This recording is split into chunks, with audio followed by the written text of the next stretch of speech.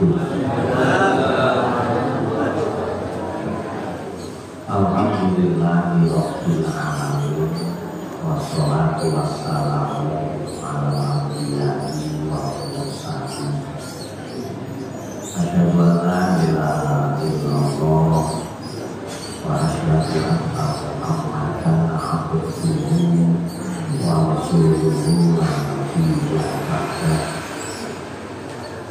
Allahumma sholli ala Muhammadin wa ala alihi wa ashabihi wa man tabi'ahum bi ihsanin ila yaumil qiyamah. Rabbi sholli wa yassir li amri wa hlul 'uqdatam min lisani Allahumma ftah masyaalih qalbi bidzikra wa tawfiqna min ta'atika wa ta'ala rasulika wa ala kitabika. Bapak Ibu hadirin seorang pengajian yang saya hormati, alhamdulillah di pagi yang cerah kita semuanya bisa berkumpul bersilaturahmi di tempat yang mulia dalam acara yang diridhoi oleh Allah, sekaligus dikemas dengan tolak dulu. Mudah-mudahan kebaikan yang kita tunaikan di pagi hari ini menjadi bagian dari amalan akhirat kita kelak ketika kita menghadap Allah Subhanahu wa Ta'ala. Shalawat dan salam beratur pada baginda Rasulullah Muhammad Sallallahu Alaihi Wasallam. Mudah-mudahan kita menjadi umat beliau di dunia wal akhirah. Bapak Ibu sekalian yang saya hormati,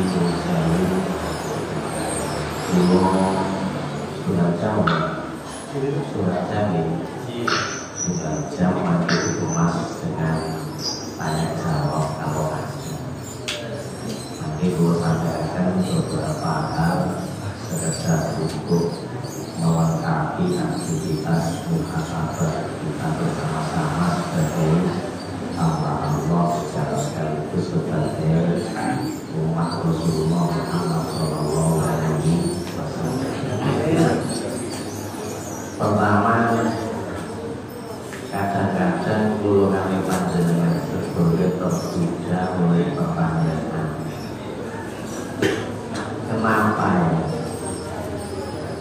setiap dalam satu majelis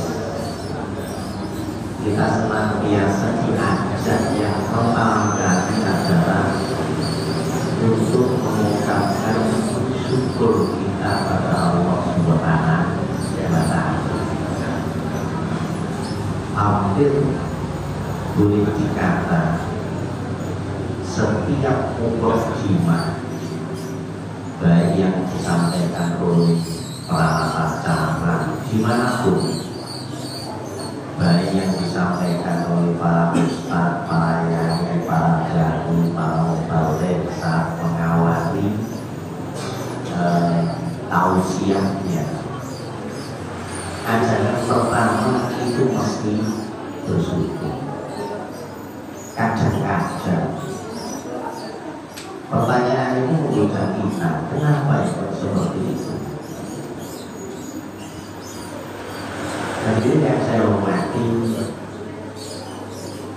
kalau dari sisi jawaban ayat, mungkin nanti panjenengan bisa buka di rumah surat An-Nisa ayat 147. Kalau tidak salah, bahwa di ayat itu Allah menegaskan ma yaf'alullahu bi'adabikum in syakartum wa amantum. Kalau saya terjemahkan secara Allah itu kira-kira beliau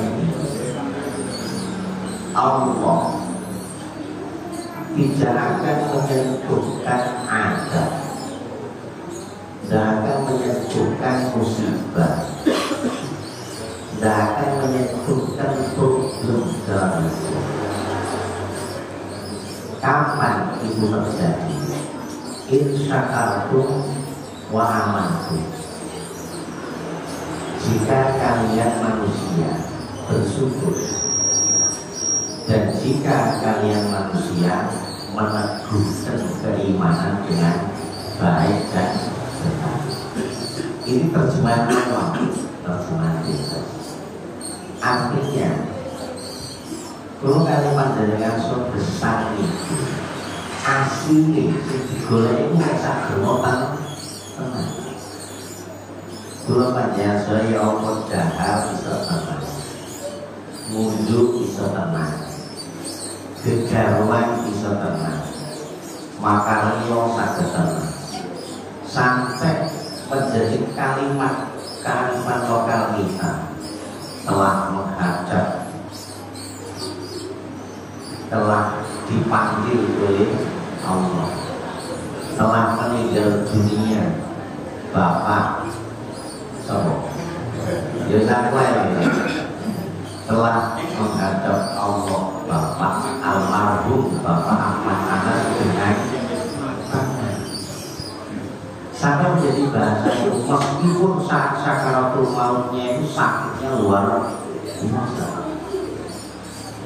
Nah sehingga wajar kemudian Pulau Kalimantan menyimpulkan bahwa kaki Pulau Panjenengan sedoyo itu aslinya sing digoleki nek siji tenang. Lupa sampai guyonan kula. Ojo kok wong apik. Ojo kok wong nglakoni apik. Lakon sing bener. Wong sing jelas nglakoni elek maksiat dosa itu tibae yo golek ketenangan. Ya apa nyolong itu cek iya. Nyolong itu kan kenapa? Pencuri itu lama-lama melihat situasi yang tenang. Jadi ternyata ketenangan itu adalah satu anugerah dari Allah yang berhak dinikmati oleh siapapun. Jadi orang yang ahli dosa yang maksiat tidak boleh tenang, meskipun itu bukan ketenangan yang diidealkan oleh agama Allah Subhanahu wa Ta'ala. Nah, kalau kalimat dengan sedaya besar kenalan dunia itu sing asli boleh sampai nanti kita punya cita-cita menghadap Allah disambut dengan satu sambutan ya ayya Tuhan Rasul. Wahai jiwa-jiwa yang tenang, kita ingin mendapatkan kata sambutan itu setelah di akhirat. Nah kembali, mayaf Allah diadab itu, Allah tidak akan sentuhkan adab, tidak akan sentuhkan siksa, tidak akan sentuhkan musibah dalam kehidupan kita. Itu artinya Allah akan berikan ketenangan karena tidak ada adab. Allah akan sentuhkan ketenangan karena tidak ada siksa. Allah akan berikan ketenangan. Kenapa? Karena tidak ada problem. Kapan? Insyakartum wa amantum. Ternyata modalnya hanya dua. Apa? Jika kamu syukur. Terus yang kedua, jika imanmu benar. Hanya dua. Nah, jawab kajian yang saya hormati. Pertama, baik, sekarang kita masih membaca ujian. Kenapa syukur yang majelis saat di awal itu dibaca sebagai berkah dari Allah pertama-tama? Itu adalah syukur yang paling sudah mendekati apa yang sudah dituntunkan dan diteladankan oleh Rasulullah. Syukur itu biasanya dikaitkan dengan kenikmatan, pemberian. Itu syukur. Sehingga apa? Saya sering sampaikan, sebagai satu muhasabah. Kita kalau sudah bicara soal kenikmatan yang patut untuk disyukuri, kalau kita sudah merenungkan tentang sesuatu pemberian dari Allah yang kita terima, rata-rata kita pahami sesuatu yang material, nyata aja. Saya datang ke sini, kemudian saya diberi suguhan makan. Itu adalah kenikmatan. Apalagi suguhan yang di hadapan kita itu dari rumah sudah ada gambaran. Aku tuh komentar mana tahu susur ya. Dan ternyata kuasanya Gusti Allah pas piring di hadapan saya itu isinya tahu susur. Mulai hiburan orang yang biasa majelis taklim ini jenenge rezeki anak. Terus dari ini jenenge minum ini layak. Kakak soko tak piring sini tahu susur sing itu senenganku itu lebih baik semua pas ngarep motor. Karena seperti itu, apa yang salah? Tidak, cuma saya. Pemberian Allah ataupun kita katakan nikmat dari Allah itu bisa berarti sesuatu yang material tampak saat itu oleh mata kasar kita, tetapi banyak yang sebetulnya penjelasan dalam ayat Quran dan juga dalam Rasulullah itu berupa proses. Jadi proses, contoh ya, pada kalau baca surat Al-Imran, saat Allah menjelaskan masyarakat Yasrib pertama kali dalam binaan Rasulullah, itu kan Allah memberitakan kepada kita wa'guru nikmatan wa in kuntum a'da'an fa'alafa baina qulubikum fa'asbahtum bi ni'matihi ikhwana. Kata Allah, wadkurun, ingatlah. Saya harus mengingat apa ya Allah? Itu bicara soal momentum, peristiwa dari titik awal sampai titik akhir mengandung perintah untuk diingat. Apa? Ilmukum ada. Ketika dulu kalian berseteru, bermusuhan. Kalau dalam sejarah Yasrib itu adalah suku Aus dan suku Khazraj. Yang kalau kita baca itu satu nyawa suku Aus hilang, satu nyawa suku Khazraj harus hilang. Satu orang dari anggota Khazraj terluka, maka begitu pula suku Aus harus ada yang terluka. Ada bermusuhan. Belum nanti kalau kaji dalam Quran siapa sih musuh? Umat Islam sekarang kan kadang-kadang gak ada musuhnya ya. Lalu gak ada musuhnya. Dulu aja bingung. Aneh. Saya baca dalam Quran itu kata bermusuh itu banyak. Banyak itu. Anak istri adul laku sama. Cuma praktek penerjemahannya bagaimana? Kita coba.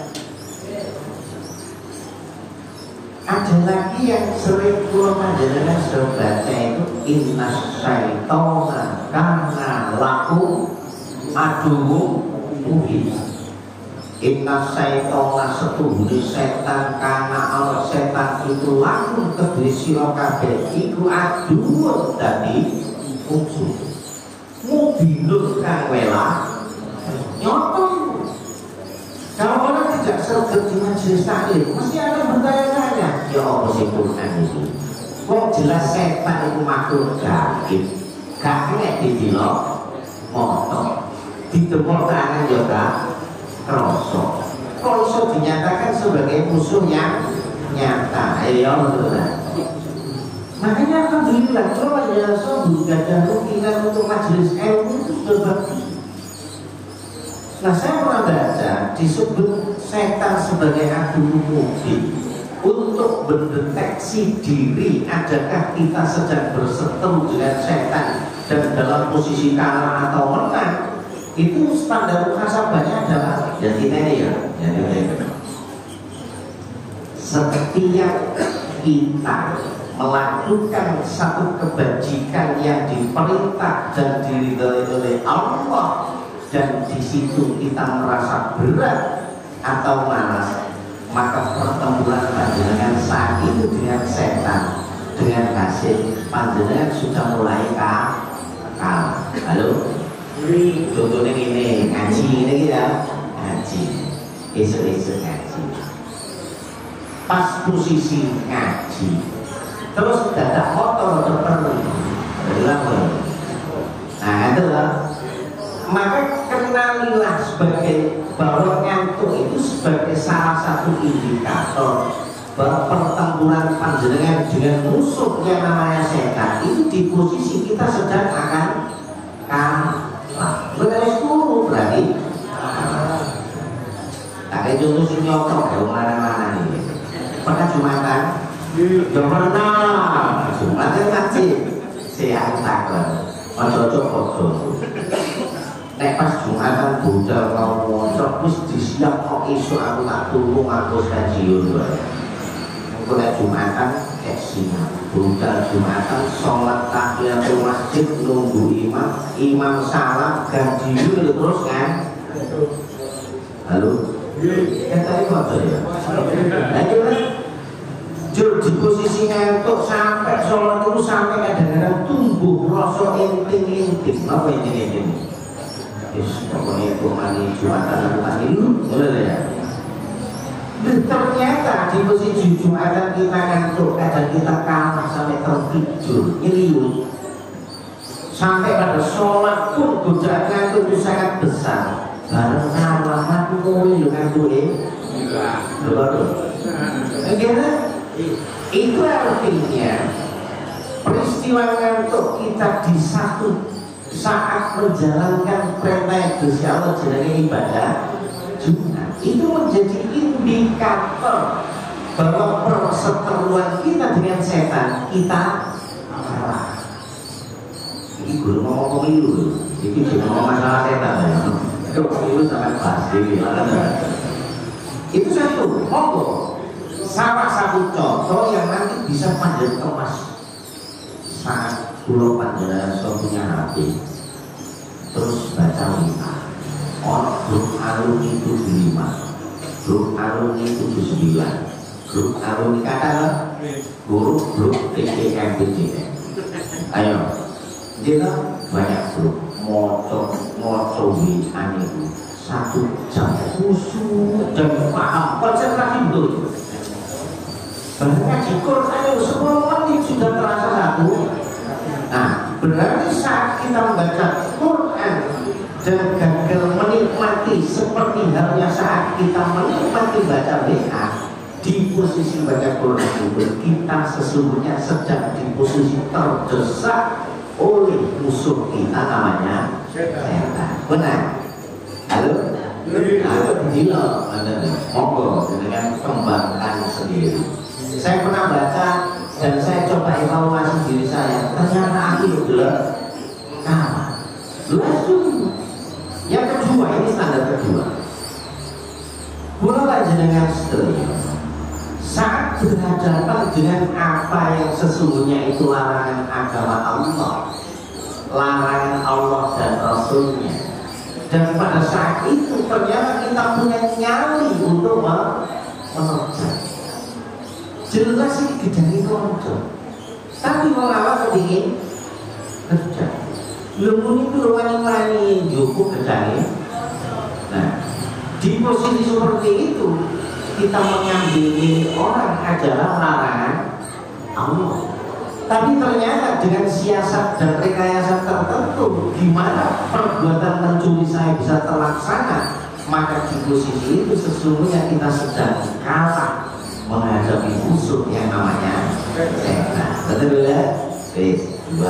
Dua contoh itu kira-kira bisa panjenengan kembangkan sendiri untuk bisa lolos saat kita berseteru bermusuhan dengan setan. Bahkan di dalam surat Fatir 35 itu Gusti Allah bilang, Gusti Allah jawab fattakhidhu aduwwa. Setan itu musuh.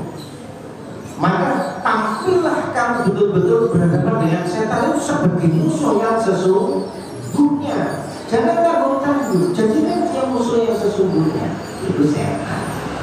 Nah, kalau musuh sesama manusia, wong saiki di hadapan mata ada Palestina dengan Israel laknatullah ngono iku wong Islam ora sing gak iso mutuskan siapa sesungguhnya musuh dari umat Islam. Belum nanti ini yang kecil-kecil benar-benar.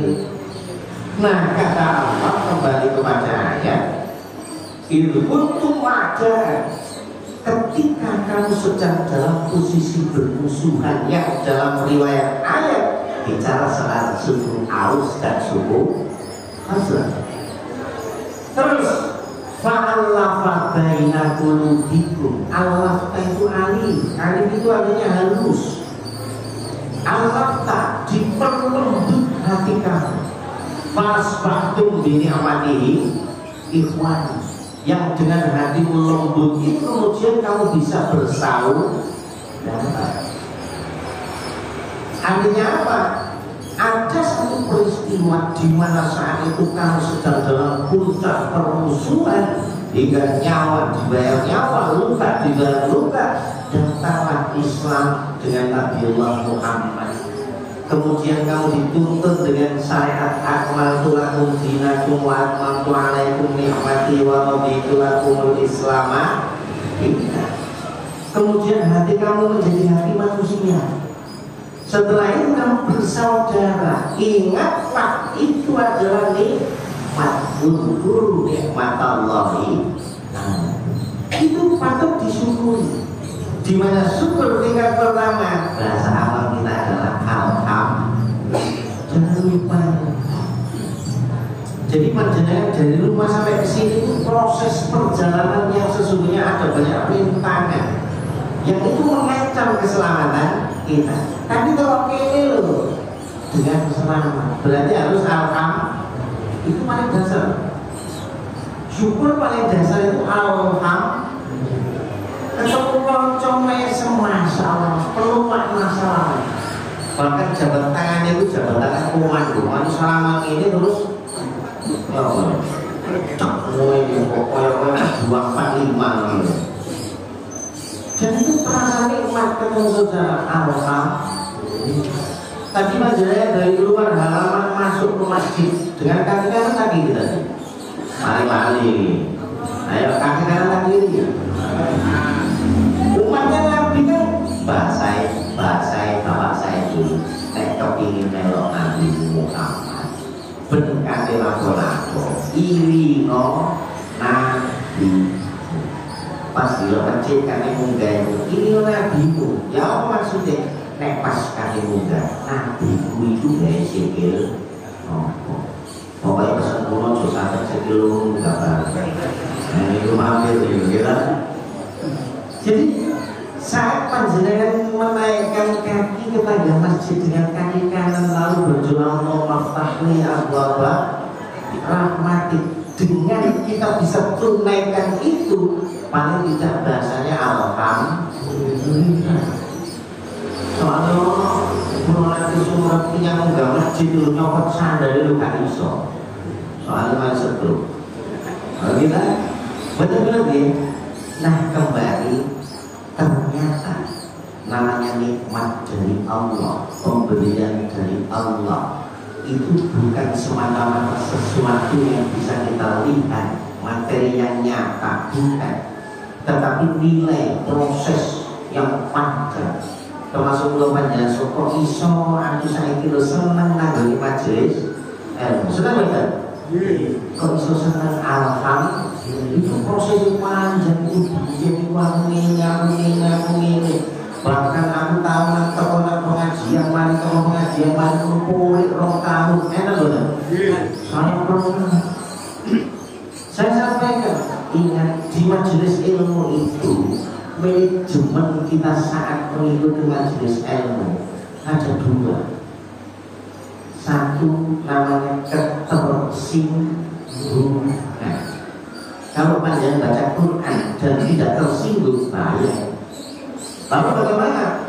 Saya harus tersinggung, dan ketersinggungan itu saya manage dengan baik.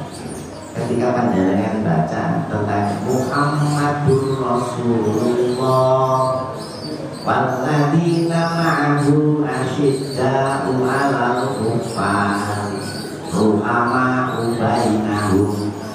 Allah menceritakan siapa saja yang menjadi umatnya Rasulullah dan bahkan mendeklarasikan dirinya bahwa saya adalah umat Rasulullah, asyidda'u 'alal kuffar. Bahasa dakwahnya itu punya harga diri, punya rumah. Nek bahasa wong kampung, kira-kira ganti wates ya. Sampai gepuk aku bunda, aku bunda, tapi aja nomor dasku. Nek sama nomor dasku itu berarti nantang persoalan. Tapi nek sama gepuk aku bundaku, jadi tak beri pengertian sama. Saya masih bisa memaklumi. Tapi sama mestinya gak rendah orang Jawa ada kan? Ajak bisa-bisa judul dari Rasulullah. Nah, Islam ini begitu. Kalau kamu jadi umatnya Rasulullah, saya punya kasih, saya punya kehormatan, saya bukan gila hormat. Saya bisa hormati sampai, dan saya juga sebaiknya saling hormat. Itu sih cara Muslim.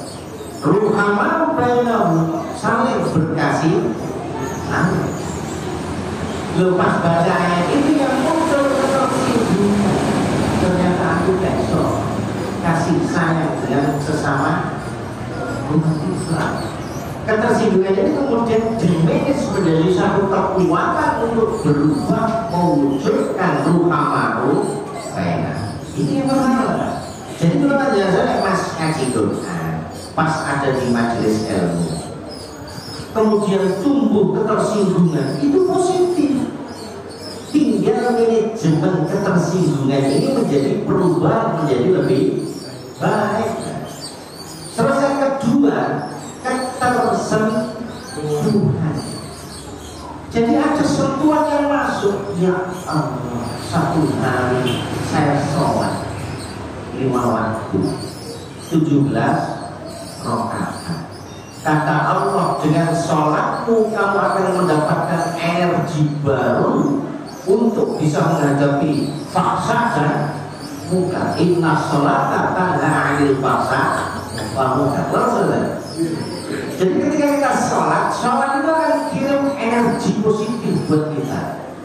Untuk apa? Tanha 'anil faksa wa muka. Saya sholat sehari semalam 5 waktu, jumlah rakaatnya 17. Berapa kali takbir diucapkan? Ini mesti tidak tahu ngitung ini. Kita ngitung berbona bisa pas itu. Nuwun sewu, saya pernah baca nuwun sewu deh. Dari 17 rakaat kita itu sesungguhnya mengucapkan takbir Allahu Akbar setiap rakaat 5. Halo? 5. Jadi itu 5 kali 17 160 tanpa kita sadari. Belum nek panjenengan normal hadis sholat kemudian berzikir, salah satu bentuk zikirnya subhanallah subhanallah subhanallah 33 kali. Alhamdulillah alhamdulillah alhamdulillah 33. Terus apa lagi? Allahu Akbar 33 kali. Kali 5 berapa ya? Berapa tadi? 1 rakaat 5 takbir kali 17 85. 33 kali 5 165. Jumlah normal kalau kali panjenengan saat sholat itu mengucapkan takbir 250 kali. Dan itu tidak sedikit loh ya. Nek duit 250 dikit. Tapi kalimat yang kita ucapkan takbir Allahu Akbar, yang artinya adalah hanya Allah yang sehari 250 kali. Saya ini pengen sing wis umur sudah ayo piro. Kenapa sholat saya kok tidak tanha masa wal munkar?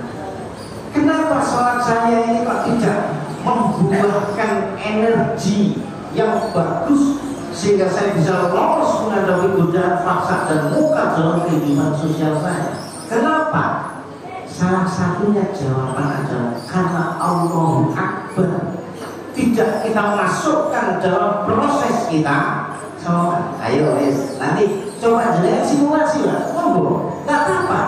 Aku tak sholat dalam satu rakaat 5 takbir Allahu Akbar. Saat saya mengucapkan Allahu Akbar, di situ saya paham arti Allahu Akbar. Di situ saya menjiwai Allah yang Maha Besar. Buktikan saya. Enggak lah, sarokaan itu isok-isok takbirku gak iling Allahu Akbar belas. Ini masalahnya. Nah, dari misalkan dari paparan sini kemudian mereka kita sebelum ya Allah, aku semua sudah dilukas 70. Jadi waktu wong 70 itu umur wong wis tua itu biasanya gandeng-gandeng usul. Tua itu biasanya kadang-kadang elek bisa gila dari jenengan sing nuwun sewu suwek-suwek contoh ya Allah sampai si ayu itu dicuki tak usah sampai jenengan terbius dengan pujian itu jenengan tua itu sih kadang-kadang harus itu bertahan terus akhirnya terus betul aku gak mau sih itu melunggal akhirnya tersentuh benar-benar gitu.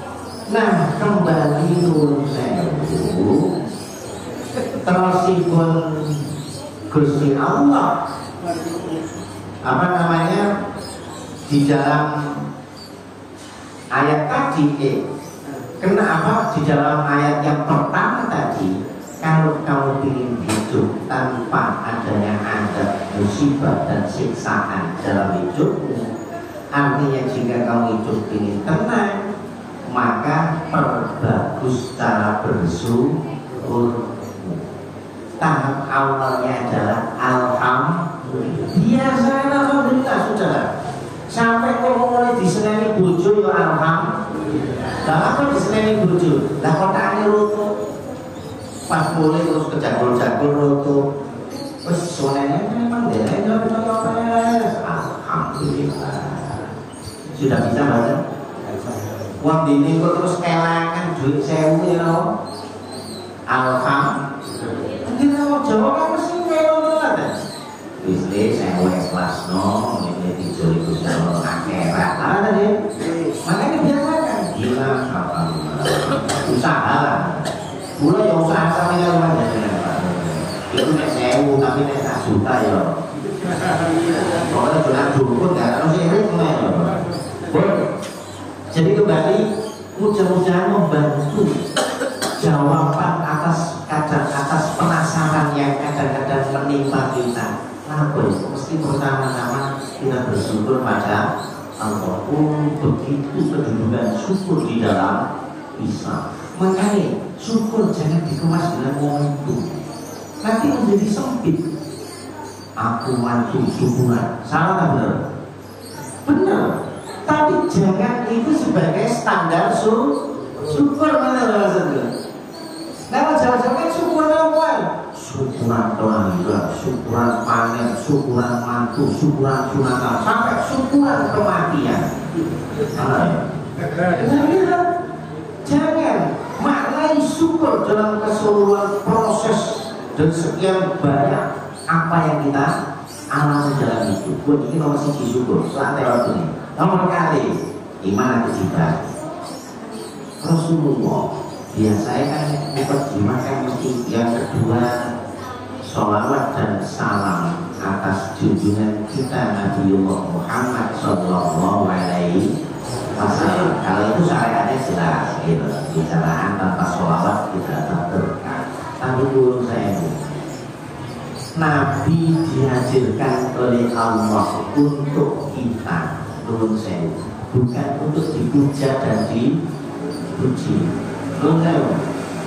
Rasulullah dihadirkan bukan untuk dipuja dan dipuji. Meskipun panjenengan memuji Rasulullah boleh sebatas sebagai satu bentuk perintah. Ya benar. Rasulullah dihadirkan itu kalau dalam ayat, kalau tidak salah itu surat 4 ayat 64 gitu. Surat An-Nisa ayat 64 itu wa ma arsalna mir rasulin illa liyuta'a bi'idznih. Kalau Gusti Allah tidaklah ditutus min rasulin saking utusan Gusti Allah termasuk Nabiullah Muhammad. Inilah itu istisna, artinya kecuali fungsi diutusnya Rasulullah adalah liyuta'a bi'idznih, untuk ditaati. Tadi yang gimana itu biasa kelihatan. Tentang kalau taati jadi tak buyoni, yo boleh kalimat itu, tapi jelas kan? Kalau tidak dijelaskan banyak. Karena yang berhak untuk ditaati itu adalah Allah, itu ketaatan mutlak. Rasulullah ketaatan mutlak sebagai umatnya. Kemudian selain Allah dan Rasulnya, ketaatan itu bersifat nisbi. Tegese nek misalnya guru kita, ustadz kita, saudara kita, bapak kita, suami istri kita, ketika memerintah sesuatu dan isi perintah itu sejalan dengan tuntunan Allah dan Rasulnya, maka boleh kita sejalan dalam ketaatan, tapi niatnya tetap mentaati Allah dan Rasul. Betul? Misalnya Pak guru kita minta baca Quran. Belum panjenengan saya karena selama ini gelap, tidak akrab dengan Quran, sehingga tidak pernah tilawati Quran. Lalu diperintah oleh Pak guru kita baca Quran. Kita ikuti. Kenapa? Karena perintah baca Quran dari Pak guru itu adalah juga perintah dari Allah dan Rasulnya. Saya tunaikan, bukan saya mentaati guru saya, tetapi niat saya mentaati memang itu perintah Allah dan Rasul. Boleh. Jadi enak kenal kita baca Allah. Nah, terjawab sudah kenapa sih golongan panjenengan sesaat mukadimah kemudian menegaskan sholawat dan salam pada baginda Rasul. Siji memang itu perintah dan panjenengan amal. Innallaha wa malaikatahu yusholluna 'alan nabi ya ayyuhalladzina amanu shollu 'alaihi wa sallimu. Karena itu kita bersolawat. Tetapi bahasa kula menurut saya yo silakan ketik panjenengan muhasabah. Kula panjenengan itu jangan sampai terjerumus pada satu pemahaman mencukupkan diri dengan bacaan sholawat. Halo, kita bersolawat, iya diperintah oleh Allah. Tapi kalau panjenengan jangan sampai mencukupkan diri agus maca sholawat sedina ping piro. Kenapa? Karena tujuan dihadirkan Rasulullah buat kita adalah untuk diikuti. Ini masalahnya. Jadi pas melek, kalau tulis surat biar berapa yang harus kita ikuti dari Rasulullah. Saat menurunkan kaki dari tempat itu, orang sing gawe sandal, karena saya kita gelar, gawe tegel, melaku terus hubungan gede. Apa tuntunan Rasulullah? Itu fungsi dari Rasulullah. Maka kalau seperti itu, harapan kita mudah-mudahan kita menjadi umat Rasul di akhirat ini, insya Allah. Nek bahasa kulo biasa yang ini, semoga diakoni Gusti Allah. Nek anak si susah, ini kulo sama. Anak si susah lagi, kepingin lewat sunai Nabi itu loh. Masalah bertani tulis mesti dungo. malam terakhir itu seminggu gak dungo, tapi susah kan usaha ya. Terus kalau waktu itu alhamdulillah ya Pak Daman datang itu lali mikir betul cepat. Iya kan, pun terakhir. Setelah itu ngomong, Bapak Ibu menurut saya ini terakhir ya. Andai kan pernah ditanya, Bapak Ibu punya telinga? Halo, punya hati? Punya? Terus punya mata? Iya, kalau punya nikah ya. Ya, punya mata, punya hati, punya telinga. Ini bukan sabar ya. Nanti panjang buka di surat 50 ayat 36 ayat 37. Boleh dibantu Ustaz bacakan sesuai iya ayat 36 dulu. Terus saya punya ayat 36. Dan betapa banyak umat yang telah kami binasakan sebelum mereka. Cukup. Nanti dia lanjutkan ya. Tak sampai kesimpulan. Kam ahlakna qablahum min qarnin. Itu bicara soal jumlah. Diterjemahkan seperti tadi. Berapa banyak? Artinya sudah banyak. Betul? Sudah banyak peristiwa adanya satu kaum yang diadab oleh Allah. Sudah banyak adanya satu kaum yang disiksa oleh Allah. Terlalu banyak kaum yang bahkan dimusnahkan oleh Allah.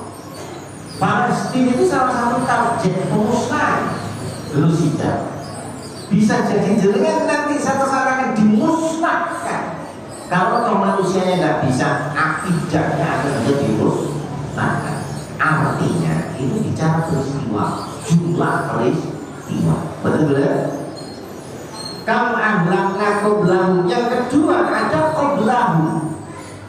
Jadi biasanya sholat qobliyah, sholat sunnah ba'diyah. Betul-betul. Nanti kan sebelum sholat subuh, sholat 2 rakaat, namanya qobliyah subuh. Ganjarannya sampai di posting-posting TikTok itu dibanding ambek ditimbang dibanding ambek langit bumi saisine itu tiba larangan 2 muni itu gak tertarik ya muni itu bicara soal Islam dan Muslim gitu. 2 rakaat sebelum subuh dibanding ambek bumi saisine jari ini mau jadi wates gak apa ampun itu ya gak ada. Tapi berapa banyak yang saya mulai. Nah, problem itu bicara soal waktu. Menurut saya di dalam Islam itu pulau panjangan sudah dikenalkan 3 waktu. Siji masa lalu, 2 masa kini, 3 masa yang akan datang. Menurut saya, nek sudah bicara masa lalu dari sisi ukuran manusia, namanya masa-masa lalu saya adalah saya lahir di Jombang di daerah sini tahun sekian. Itu masa lalu. Artinya yang berlalu itu masa lalu. Tetapi dalam Islam ada disebut masa lalu sing panjenengan saat itu tidak hadir, bahkan tidak ngerti. Tak kasih contoh ya. Nanti Pak yang buka dalam surat Al-A'raf, panjang biasanya apa? Apa namanya? Ketika kita diambil sumpah oleh Allah, alastu bikum qalu bala syahidna. Kita takoni waktu itu panjang di dalam rahim, iku iso bilo, ta iso ngomong, ta iso ngomong. Itulah fitrah. Tapi kita diminta waktu itu Allah enggak sumpah kamu pada Allah. Peristiwa itu ada nggak? Halo? Terjadi nggak? Kalau sampai enggak sadar, karena Allah memberi kabar. Nabi Nuh di umat itu enggak waktu singkat kayak kalau dengan 950 itu enggak dulu gelem melok ayate Gusti Allah itu wong piro? Jenengan juga sama nilai wis alhamdulillah. Langsung sebagai calon aja. Kalau teman saya di Suwani itu dulu nggak sengaja bojone sing lanang ambek sing wedok budal dhewe-dhewe yakin koncone dhewe kita ngaji mereka kasih dokure ngaji mereka kasih dokure kok sangat aku saya lalu karena bahkan dianggap oleh Allah dikasih bantu musnah. Saya tanya panjenengan saat banjir itu tahu nggak? Halo? Nggak tahu ya? Tapi percaya nggak nih ada peristiwa banjir umatnya Nabi Nuh? Kok saya percaya? Karena Allah menghabarkan manusia pertama itu namanya Nabi Adam digarwa oleh Gusti Allah jenenge Hawa dan waktu itu jenenge tak ada kan? Kamu tapi kalau percaya karena Allah menghabarkan masa ini ya sekarang masa depan umum panjenengan sedoyo itu dibatasi oleh angka umur. Orang sing 70, orang sing 80, bahkan orang sing rodok sampel itu jaluk umur 1000 tahun. Pulau sampai setan, wong aku ketemu wong umur 75 tahun sambat itu kok iso jaman umur 1000? Aku ngomong nambah wong sing umur 75 tahun. Itu wis sambate. Malah jumok ini kaki jenggur. Malah jumok ambane bareng. Iku. Ayo buat jenengan jaluk 1000 tahun terus dikabulan itu. Jaluk 1000 tahun temen ya Allah. Tapi kan itu mana semangat, bener deh. Nah masa depan itu maklum di dalam Islam dikenalkan satu sebatas umur kita, yang kedua ambang batas. Nanti di alam barzakh panjenengan dimintai panjenengan akan mendapatkan nikmat kubur dan adab kubur. Padahal kita belum mengalami. Yakin benar? Rasulullah itu jauhnya setiap anak Adam itu nanti mati. Wal muhsina lamun deku api nadima Allah ya sudah. Jadi nucan ya misalnya si Ati mati, jenazahnya muhsina itu baik. Tegese setiap kelakuan dalam hidupnya itu kebaikan yang diridhoi oleh Allah. Lalu dihambakan oleh Rasulullah, maka saat dia mati masuk ke alam barzakh, yang muncul pada dia adalah penyesalan. Getut, wong api lho iso getut. Kenapa? Getutnya itu Nabi Allah ya sedang. Dia sangat betul ngapo dia kok gak nambah ke Bu saya ini ada contoh ekstrim. Misalnya dengan musina terus mari mau mati ini musina orang baik nanti di bangsa itu jalan betul ngapo dia ngaji kok saulan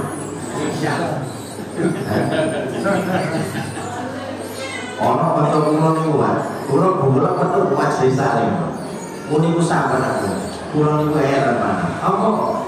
Nah iyo, kok ngomong dosa ngomong sama itu pegawai ini ngaji ya wong saged ngaji ya biono padahal ciri khas kita ini ngaji loh majelis itu harusnya kurang yakin loh saya yakin kita ini akan menyesal nanti saat masuk alam barzakh dan jalan Allah. Ya Allah, gue itu di pada pulau ngaji saulan bisa dikuai ngantuk ganjarannya naik koyo lapor dia kok gak bendi dulu aja sedekah itu nyemplungkan kota amal ini kira iku sak Jumat bisa mulai kemas Jumat Pak barang barang sedo kan ngomong Cina ternyata tumbuh kekecewaan. Nah, aku bener 10.000 kan dari Palestina kayak gini. Ya Allah, kalau tak Palestina mana yang benar. Nah, itu peristiwa yang dikabarkan oleh Rasulullah nanti. Saya yakin benar. Yakin dah masa depan kita itu di sana. Makanya Allah, ya ayyuhalladzina amanu taqullaha wal tanzur nafsum ma qaddamat. Maka cara beda. Nah, kembali ke surat 50. Jadi kata Allah di dalam ayat 36, berapa banyak umat sebelum kamu, berarti peristiwanya pasten masa lalu sudah berlalu. Dan menurut saya, karena ini peristiwa kesejahteraan umat, coba ditarik pelajaran untuk pribadi masing-masing. Pengen aku itu dibujui yang umum. Berulang tahun aku dibujui, misalnya. Berapa banyak saya tersandung, berapa banyak saya tertidur, berapa banyak saya macam-macam. Saat ini ayat 37 saja kalau tidak bisa. Sungguh pada yang demikian itu pasti terdapat peringatan. Cukup. Inna fi dzalika ladzikra. Belum sewu. Tadi katakannya, bapak punya mata, punya, ibu-ibu punya hati, punya telinga, punya. Tes case untuk membuktikan bahwa kita benar-benar punya telinga, punya mata, punya hati. Salah satunya ayat ini. Termasuk Allah, inna fi dzalika setuhune mengkulu kata tutur. Apa yang disebutkan yang katutur itu? Adanya umat yang diadab, disiksa, dimusnahkan oleh Allah. Di situ kata Allah ladzikra, ada peringatan. Allah buat siapa? Lanjut. Bagi orang-orang yang mempunyai hati. Bagi orang yang punya hati. Terus saya jenengan ngaji ngantuk ping piro? Bola bali ngantuk majelis taklim loro ayat iku ana ladzikra, kadang peringatan buat kamu. Cuma sing iso diukur peringatan mek wong sing duwe hati. Halo. Makanya tak contoh orang sama kira tahu dibijui. Nek bahasane wong Jawa, pas panjenengan nang masjid kono, ana wong liwat kepleset. Sampeyan ngomong empati, hati-hati nah yang dulu. Nah, akeh bener wong arti boro. Nek hati-hati nggih. Kata saya baru kepleset maneh. Ya apa sampean? Duh, ya syukur-syukurlah. Kita ini punya kearifan. Mesti ngomong doa apa misalkan dan jenazah ya masya Allah. Anak siapa? Anak panas tanya kalau syukur ya. Akhirnya saya balik. Oh saya kayak balik mana? Tiba saya nomor dulu ya kok. Alhamdulillah. Menunjukkan jantung yang berulang dalam satu tempat yang sama itu menunjukkan hatinya tidak ada. Meskipun wujud hati yang sesungguhnya itu ada, tapi tidak fungsi. Padahal padahal kan biasa diberi pelajaran sama setiap Idul Kurban itu mesti ngirisi hati. Bahkan orang sing nyolong, bahkan sakitnya itu di mana? Dan kita itu makin jenengan terus dewi maksud itu nanti bicara soal telinga, bicara soal mata. Al-Qasam bahasa ayat ini. Nek kayak contoh simulasi. Jenengan Jumatan ngantuk itu bolak-balik. Ngilingo ngantuk bolak-balik pas ibadah Jumat. Kemudian itu disisipkan oleh dosa Allah pengiling. Jumur pengiling itu cekak bolak-balik ngantuk. Tapi nanti ya, sing iso jumur pengiling lu siji, wong sing duwe hati. Kulo duwe hati, tapi lu gak fungsi. Al-Qasam utawa wong sing duwe pilu. Kok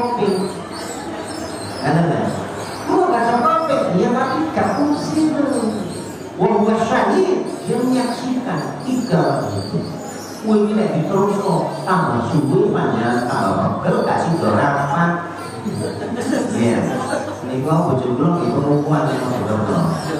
Ini kok mau di kasih dua lagi. Jawab sana jawab apa aja?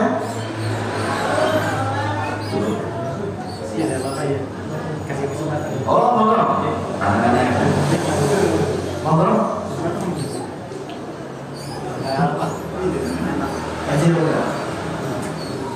Assalamualaikum warahmatullahi wabarakatuh. Saya mau bertanya tentang syukur aja Pak ya. Tapi kenapa Pak kebanyakan orang mengatakan syukur? Tapi kenyataan itu bukan yang syukur, tapi kufur nikmat itu Pak. Sebagai contoh Pak, tanggal 17 Agustus ada orkes joget-joget. Apakah itu mengingatkan Allah? Di surat Al-Mujadilah ayat 19, istawada alaihim syaiton fa'ala dzikri. Setan akan menguasai mereka supaya mereka itu lupa mengingat Allah. Maka orang-orang yang lupa mengingat Allah itu adalah golongan setan. Apakah itu yang jadi pertanyaan? Apakah 17 Agustus memperingatinya itu? Apakah syukuran atau kupuran Pak? Terima kasih Pak.